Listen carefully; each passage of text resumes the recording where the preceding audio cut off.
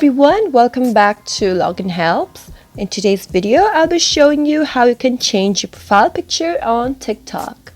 To learn how, watch the video till the end, subscribe to our channel if you aren't yet, and press the bell icon so that you'll instantly be notified as soon as we post a new video. Go to your TikTok app and tap it open. From the home page, tap on the Me icon located on the bottom right corner of the screen. On your profile page, which looks like this, tap on Edit Profile.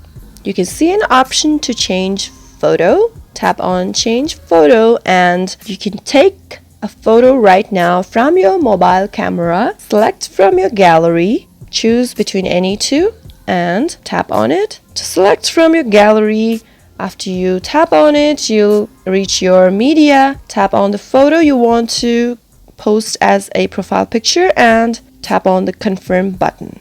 Adjust your photos like how you would want to make it look like on your profile and tap on the save button located on the bottom right corner of the screen. Your profile picture is being uploaded now. Give it a few moments and after that you can see that your profile picture has been changed. If you liked the video, don't forget to give it a thumbs up. Comment down below if you have a question or a feedback.